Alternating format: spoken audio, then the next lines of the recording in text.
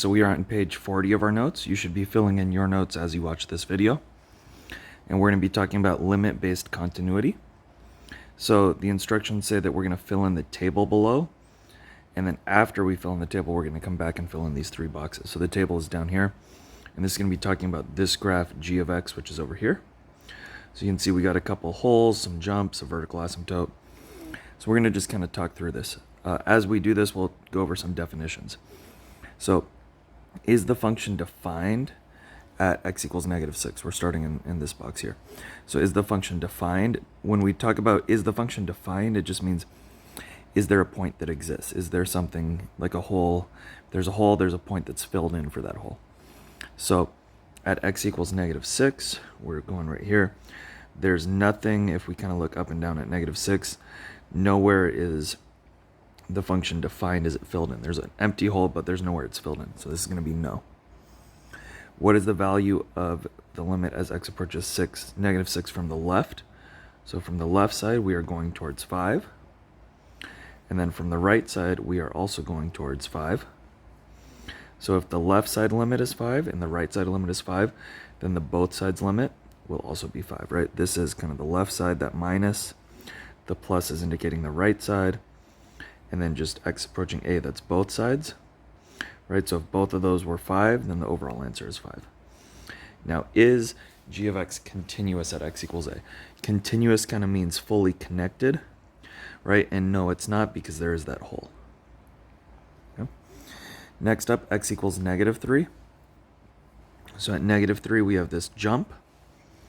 So is the function defined? Is there anywhere that it's filled in? Yes, it is.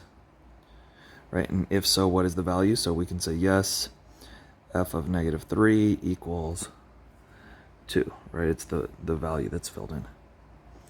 Okay, what is our left limit? So our left limit on the left side, as we come towards -3, we're approaching 2. The right side limit, from the right side, we are approaching -4. So what is our overall, our both side limit? Well, these are different values. So our both sides limit is d and e. Is this graph continuous? Is it connected? No, there's a jump, so we're going to write no. All right, next up, at x equals 0. At x equals 0, right here. So is the function defined? Yes.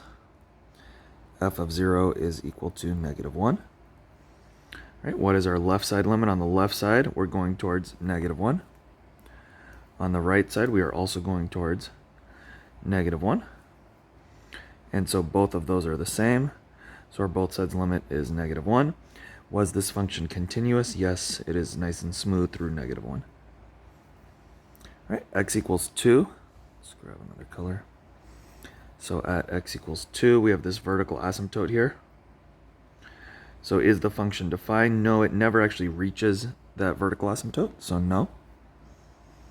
Our left side limit, on the left side, we are going up towards infinity. And then for our right side, we are going down towards -infinity.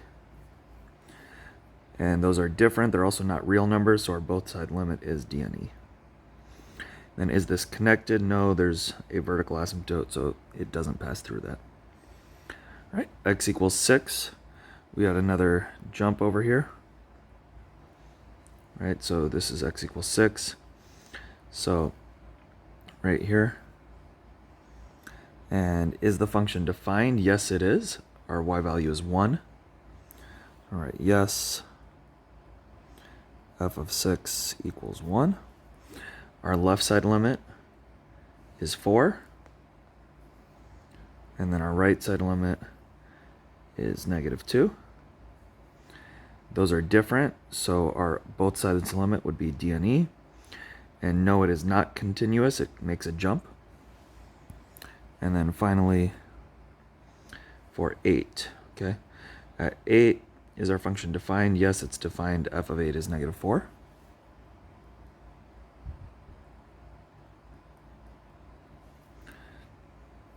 Our left side, as we approach 8, is -2. Our right side will also be -2. So both of those are the same. So then our both sides limit will be -2. Now, is this function continuous and connected? Well, no, there's a hole here, so it's not smooth all the way through. So our answer will be no. So kind of when we look and we want to kind of look for patterns and be able to fill out like what are 3 rules that will always hold true to make some graph continuous. This is our only yes right here, right? So the first no was kind of easy, that, okay, I had the function is not defined and we were not continuous. So we're going to kind of put that in for our first rule. Is our first rule in order to make a graph continuous will be that f of a must be defined. So that's our first rule. Okay. So you can put a little like star here, maybe write these are 3 rules for a graph f of x to be continuous at some point x equals a. So next up, our next no, right? Our limit did not exist. So yes, the function was defined this time, but the limit did not exist. It's going to be our second rule, is that the limit as x approaches a of f of x must exist. And a lot of times instead of must define, actually I'm going to change this wording here. Instead of having must define, let's actually write must exist. I think it just sounds a little better, and then these two can be similar or the same. Okay, so f of a must exist, and then the limit as x approaches a of f of x must exist. Notice this time that the a is down here, where the limit is, like as x is approaching a. We can kind of add on to here as well. The way that we prove this is that the limit as x approaches a on the left side of f of x must equal the limit as x approaches a from the right side of f of x. So that's how you prove that this happens, right? If we look at number 2, it was dne because the left limit and the right limit were different. As well as at 6, right, it was dne, the left limit and the right limit were different. So this is kind of a little bit of a subset of the rule. That's how we check to see if the limit exists. Okay, and so that kind of took care of this third case as well, because the limit was dne, and this one as well because the limit is dne. But if we look at this last case, our function is defined, the limit does exist, but we still got no. And the reason we're still getting no, if we look at the graph, is we have a hole here. So even though we have a hole and even though it's defined, it's not, those numbers are not the same, right? The actual value is not the same as what the limit was approaching. So that's what our third thing is going to be, is that this answer here for my limit needs to be the same as what the graph was actually defined as.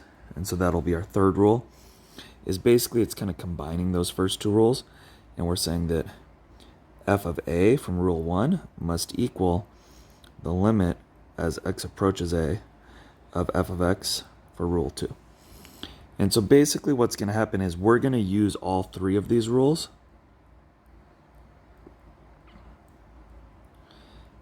anytime that we need to justify or explain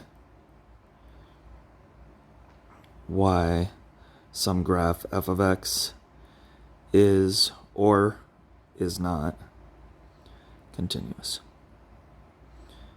Right? So that's kind of our deal. And as we talk about continuous, and just kind of so we can be able to recognize these on a graph, right, you may want to kind of write something like this. This would be f of x is continuous. Graphs that we should be able to recognize right now that are not continuous might be a graph with any kind of a hole in it. Doesn't matter if it's filled in or not. It could be filled in. It doesn't have to be. If there's a hole, not continuous. Another graph would be a jump. Again, you don't have to have, you could have nothing filled in. You could have something filled in the middle, below. You'd have one of them filled in. Doesn't matter as long as there's some kind of a jump. We're going to have not continuous. And then the third one is a vertical asymptote. Anytime we get a vertical asymptote, whether they're approaching, one positive, one negative, or both positive, both negative, doesn't matter. If we have any sort of vertical asymptote, also not continuous. So all of these would be Okay, I'm going to put a little x, a little x, a little x, not continuous. Okay. So moving down here, we have a graph g of x, and it says there are several values of x where the graph is not continuous. And for each of these x values, we're going to use the three-part definition of continuity to determine if the function is continuous or not. So the three-part definition are these three rules up here that we just learned. So first off, we're going to do x equals -8. Now, if we just look at -8, we can kind of tell there's a hole. If this was multiple choice, you could just say not continuous. But I want to, practice using these three rules. And if they ask us why the graph is not continuous, we want to practice using these three rules. So the first rule was that f at -8 must exist. So f at -8 is filled in. It's 4. Right? So we're going to just write f of -8 equals 4. I'm going to just write this exists. Maybe throw a little check mark down. Okay, my second rule is about the limit as x approaches -8. Now, in order to do this, we need to check both sides. So the limit as x approaches -8, on the left side of f of x, we're approaching -5. The limit as x approaches -8 on the right side of f of x is also going towards -5. These are the same number, so we can kind of say, therefore, the limit as x approaches -8 from both sides of f of x equals -5. And so then I'm going to write again, this exists. Throw a little check mark down. Let's clean that up. There we go. All right, if you want to be a little bit extra, you don't have to write this, but you'd write because the limit as x approaches -8 from the left of f of x equals the limit as x approaches -8 from the right of f of x. You'd even write like equals -5. You don't have to write that, but you can if you want to. The therefore kind of takes care of that. If you haven't seen that symbol before, just 3 dots in a triangle shape like that means therefore in mathematics. It's a nice shorthand. You can use that on the AP exam. So then our third rule was that those two were the same. So our third rule, in this case, we're going to write f of -8 was 4. That does not equal the limit as x approaches -8 of f of x. Again, if you want to, you don't have to. You could write like 4 does not equal -5. And so then we're going to say, therefore, f of x is not continuous at x equals -8. And if you want to write like because and then rewrite that line, you can. But again, I'm taking advantage of the therefore, so I'm going to just leave it like that. Yeah. Next up, we have x equals -6. And again, if I just kind of peek at the graph, looking right here, that graph does look nice and smooth and continuous there. So I'm guessing that all three rules should work, but let's go ahead and prove that. So our first rule is f of -6 equals our y value is -7. So I'm going to just write that this exists for a little check mark. Second rule, we're going to do the same way. My left side limit of f of x, we're approaching -7. My right side limit as x approaches -6 of f of x is also approaching -7.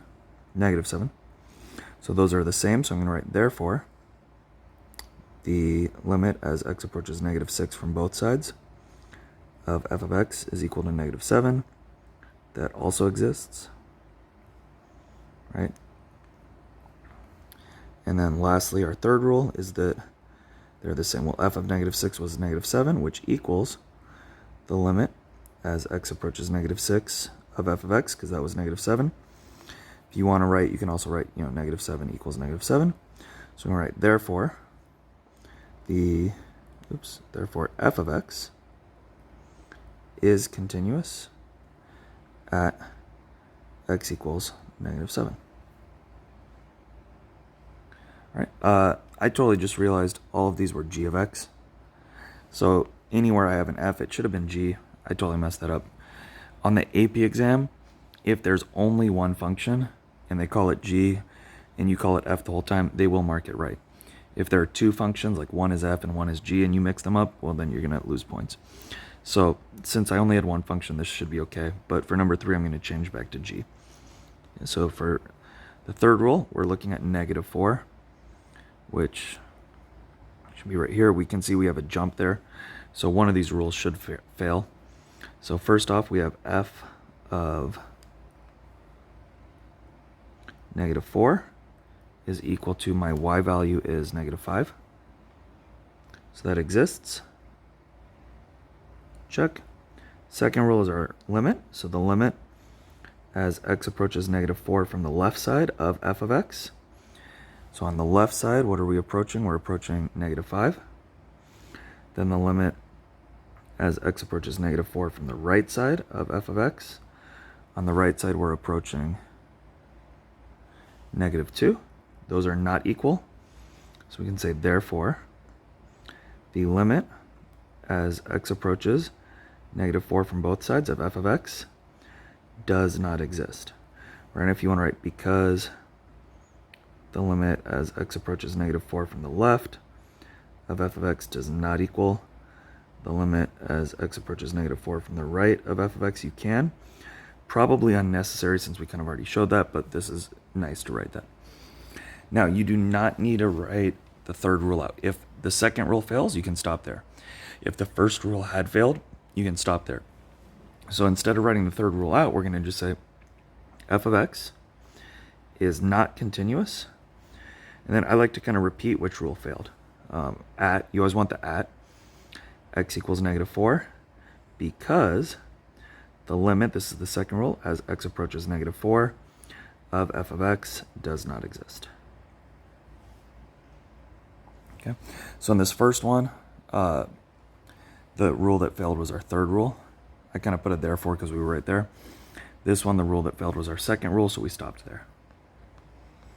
All right, next up we have the same thing. We're going to use our 3-part definition of continuity, so same exact thing, those 3 rules, but instead of being given a graph, we're given a piecewise function. So what I want to make sure we're kind of clear about is, a less than symbol. Anytime I have like x is less than, say, 10, those are numbers that are smaller than 10. So they're also to the left of 10. If I'm ever given something like x is greater than 10, well, these are numbers that are bigger than 10, so they're to the right. Well, what does that mean with limits?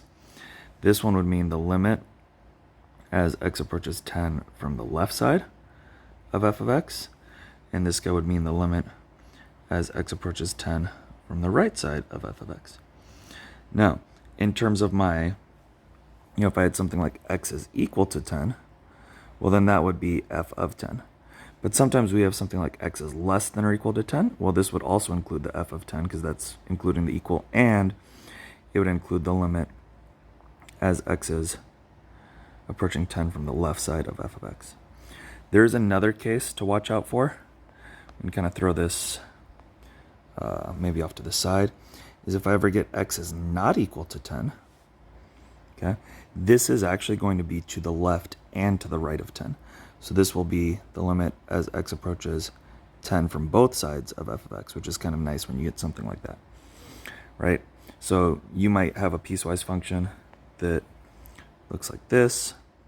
Say 3 when x is equal to 10, and maybe 2x minus 6 or something when x is not equal to 10. So basically, had you graphed this, right, wherever we are, like if I count by 5s, 5, 10, right, 1, 2, 3, we have 3, it's the equal to part, and then my 2x minus 6 is going to be some kind of a, -6, some kind of a graph. We should do something like this, right, when x is not equal to 10. I didn't graph this perfectly, but we can kind of see this is taking care of both the left and the right side for the not equal to part, and so that's how that works out. Okay, so looking at these, right, the question for number 4 gives us 3 functions. So this top one is our left side, this middle one is our equal to side, and then the bottom one is our right side. And it's basically this at x equals -2 is kind of an afterthought. It's asking us, is this function f continuous at x equals -2? That's what that means. Okay? So we need to go through those three rules. So the first rule is that f of -2 exists. Well, for f of -2, we want the equal to part. So we want this middle part. So I'm going to say 3x plus 2. So 3 times -2 plus 2. That's -6 plus 2 is -4. So that does exist. Then my second rule, the limit as x approaches -2 from the left side of f of x, that's going to be, the left side is going to be that top one. So I'm going to write this is equal to -2 radical -2 plus 6. So this equals -2 radical 4, which is equal to -2 times 2 is -4.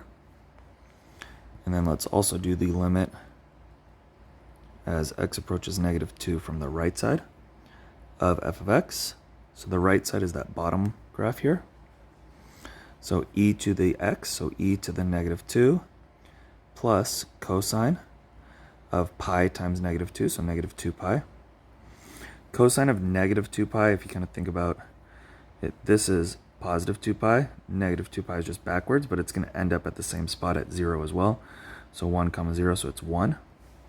This is going to be e to the -2nd power plus 1. Now, I don't really know what e to the -2nd power plus 1 is, but I do know that it's not the same as 4, -4. So what we can then kind of write out is that the limit as x approaches -2 of f of x does not exist because the limit as x approaches -2 from the left side of f of x did not equal the limit as x approaches -2 from the right side of f of x. Therefore, f of x is not continuous at x equals -2. All right, and then we have a g of x function, and this one is very similar, but now we have just the left side, and then this will be both the right side and the equal side because of that greater than or equal to symbol. Okay. So first rule, we will do the f of pi. So f of pi, that's going to be the bottom because the equal part, right? So f of pi is going to be e to the pi times tangent of 3 pi over 4. Okay. So this is going to be e to the pi. So tangent of pi over 4 is rad 2 over 2. If we go all students take calculus, 3 pi over 4 is 1 less than the denominator, so that's in this quadrant. It's going to be times negative radical 2 over 2. So we're going to get basically negative e to the pi radical 2 over 2. This exists. I don't know exactly what decimal it is, but I do know it's a number, it exists. Next up, we're going to focus on our limit. So the limit as x approaches pi from the left side of f of x, that's going to be the top equation. That's going to be e to the pi times cosine. Oh, shoot, you know what? I totally messed this up. Rad 2 over 2 is sine and cosine. We wanted tangent. So tangent at pi over 4 is actually just 1. That was my fault. So sorry if you're using pen. If not, you can just go ahead and erase this. So this was e to the pi times -1. So this is going to just be negative e to the pi. Okay. So going back to number 2, right, we have limit as x approaches pi on the left side of f of x is equal to e to the pi times cosine of pi. Okay. So cosine of pi is over here, which is -1 comma 0. I'll use that -1. It's going to be e to the pi times -1. Which is going to be negative e to the pi. And then for our limit as x approaches pi from the right side of f of x, that's also the bottom side. So that is also my bottom side because that's the greater than symbol part. So you can kind of write if you want to, just to show the work, that this was e to the pi tangent of 3 pi over 4, but we already did this work in number 1. So I can just jump straight to the answer, which was negative e to the pi. These are the same. So because they are the same, then we can write Therefore, the limit as x approaches pi of f of x from both sides exists, or we can write equals negative e to the pi. So that exists. You always want to write what it equals to, and then you write that it exists. And so then our third rule is that those were equal. Well, yes, our answer for number 1 was negative e to the pi. The answer for number 2 was negative e to the pi, so those are the same. So I'm going to just write f of pi equals the limit as x approaches pi of f of x. You'd write equals e to the negative pi if you want to. Right? 3 equal signs is okay. It's just showing the first one's equal to the second one. They're both equal to e to the negative pi. And so we're going to say, therefore, f of x, crap, this was supposed to be g of x the whole time. F of x is continuous at x equals pi. All right. So number 6, consider the function to the right to answer the following questions. And so we're given this guy here. This is a very common multiple choice question on the AP exam. They do this a lot with the multiple choice. And basically what the top is saying is the top is to the left of negative 1. The middle is to the right of negative 1, but then to the left of 3. And the bottom is to the right and equal to 3. I guess the top would be the left and equal to negative 1. So what's going to kind of happen for this is we're going to end up trying to solve for the variables m and k that would make this piecewise function be continuous. So we're going to set up a few different equations. So part A says what two limits must equal each other in order for f of x to be continuous at x equals negative 1. So for negative 1, basically we can kind of see, I'm going to use a highlighter, that's where we have x equals negative 1, and this is where we have x equals negative 1. The top one is when x is to the left of negative 1 and equal, and then the middle one is when x is to the right of negative 1. So basically what's going to happen is that the limit, right, the left limit is going to be the same as f of negative 1. It's the top, it's 2. So the limit as x approaches negative 1 from the left side of f of x must equal the limit as x approaches negative 1 from the right side of f of x. This is going to give us the top, the left limit was 2. We'll have to equal mx plus k, but not quite mx plus k. The limit, I'm going to actually write this way. The limit as x approaches negative 1 from the left side of 2 equals the limit as x approaches negative 1 from the right side of mx plus k. So then you could plug in negative 1 to both of these. You're not going to plug in negative 1.1 or negative 0.9. You're going to plug in negative 1. So this is going to give me 2 equals m times negative 1 is negative m plus k. Okay, so that's kind of the equation we're getting. B says what two limits must equal each other in order for f of x to be continuous at x equals 3. So again, at 3, we're going to have this guy for x is greater than 3, and then this guy, or less than 3, and then greater than or equal to 3. So same kind of thought process. I'll do another color. So the limit as x approaches negative 3 from the left side of f of x must equal the limit as x approaches negative 3 from the right side of f of x. So this time that's going to kind of give us the limit as x approaches negative 3 on the left side would be the mx plus k, that middle one. And that must equal the limit as x approaches negative 3 from the right side, the greater than side, is the negative 2 one. So when you plug in negative 3, we're going to get negative 3m plus k is equal to negative 2. Right, I just plugged in negative 3 for x. So now it says determine the values. Well, basically what we have is we have two equations and two variables. Anytime you have two variables, you need two equations. So I have 2 equals negative m plus k. And then I have negative 3m plus k equals negative 2. You can kind of write this as a system. You don't necessarily need this bracket. That's not a piecewise function, by the way. That's just showing like a system.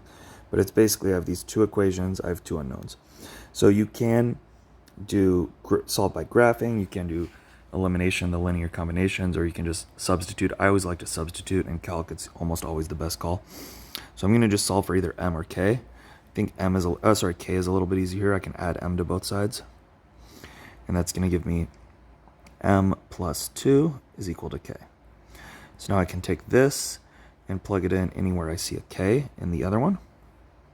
It's going to give me negative 3m plus, for k, I'm going to always put that in parentheses, m plus 2 equals negative 2. Add my like terms, negative 3m, m. It's negative 2m plus 2 equals negative 2. Subtract by 2. Negative 2m equals negative 4. Divide by negative 2, m equals 2. I need to get both m and k.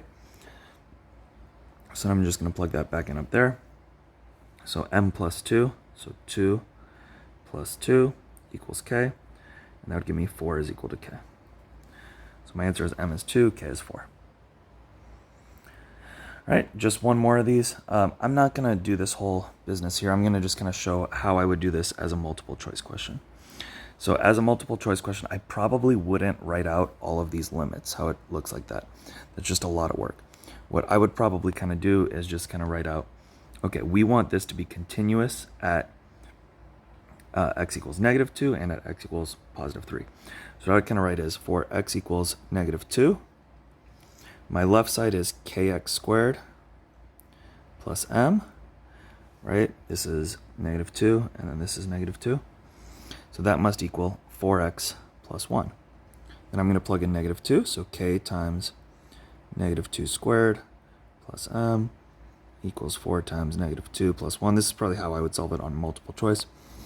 That's 4k plus m equals negative 8 plus 1 is negative 7.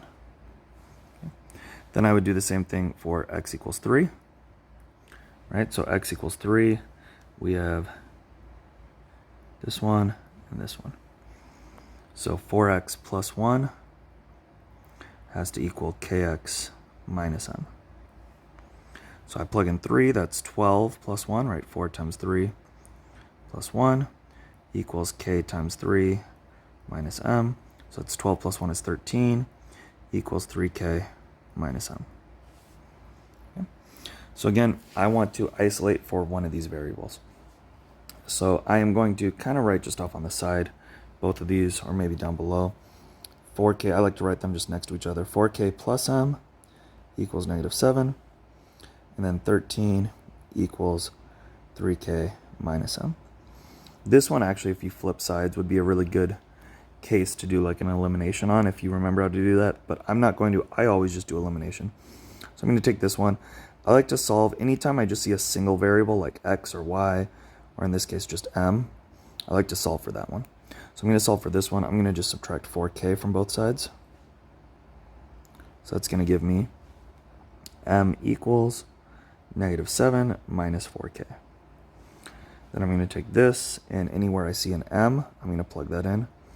So this is going to be 13 equals 3k minus, I need to put in parentheses, negative 7 minus 4k.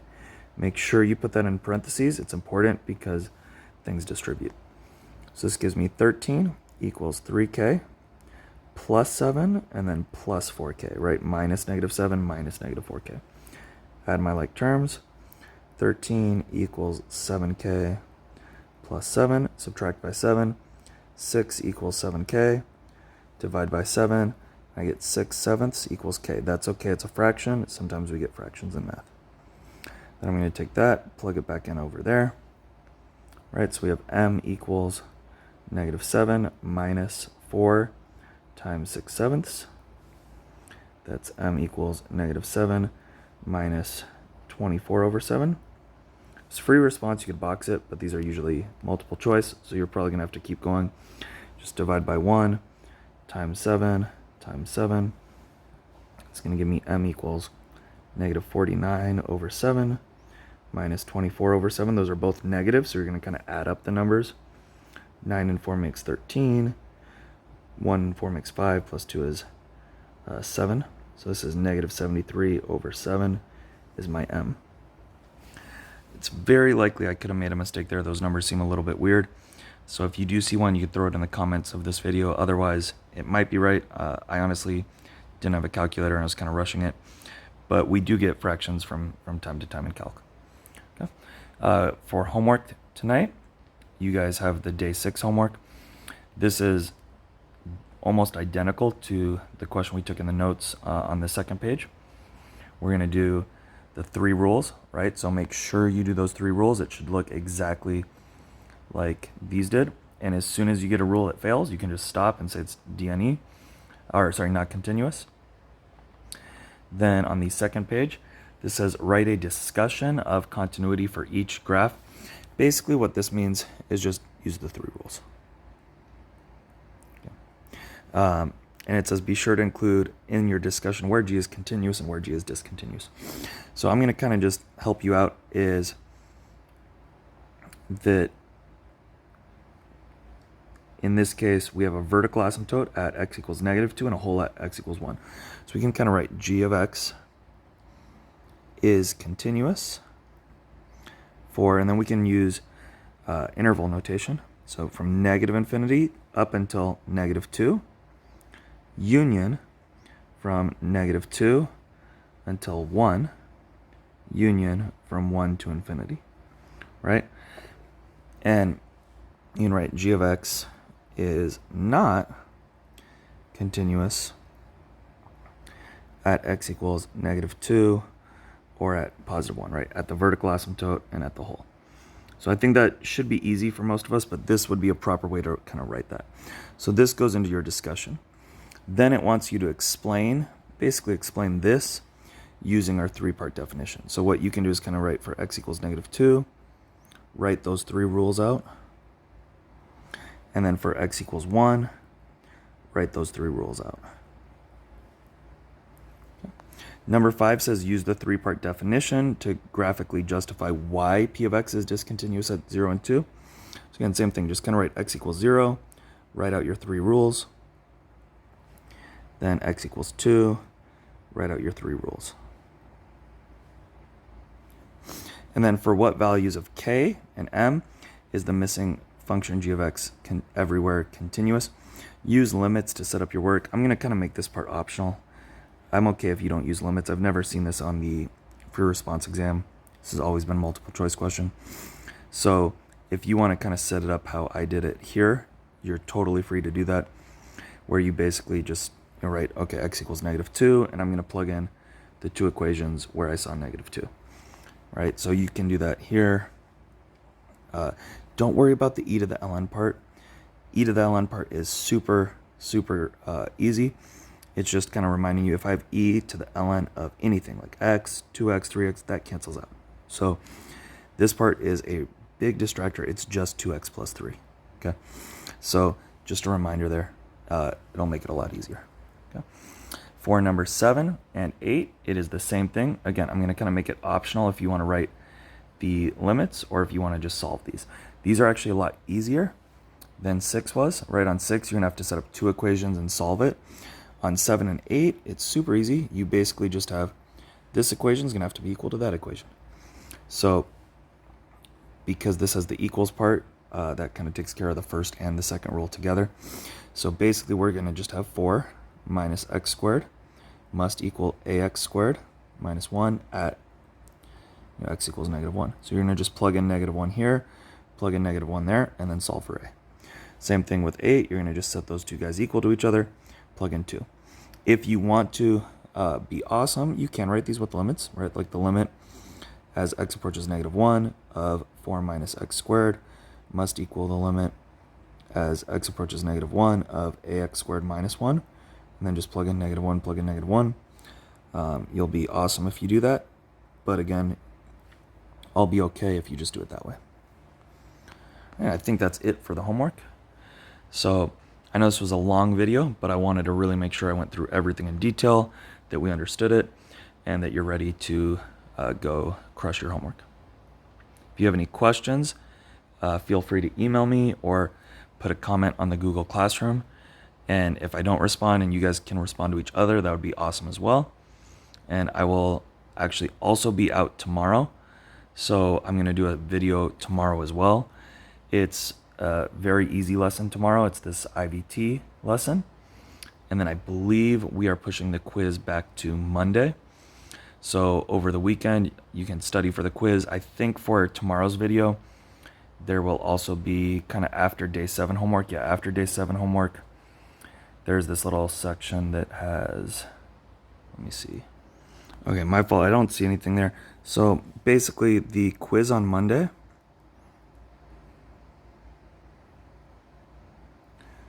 will be covering day 1 through 7 homeworks.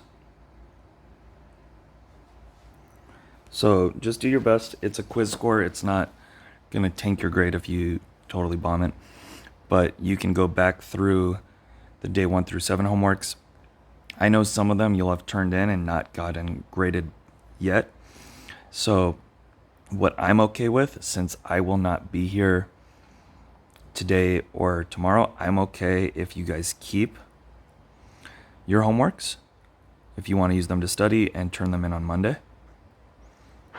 The subs should be passing back the homework from last night. So if you want to go ahead and just hold on to the other homeworks, like the day 4, day 5, day 6, day 7 homeworks, turn those all in on Monday. That way you can kind of use those to study. I'm totally okay with that. And I will see you guys in class on Monday.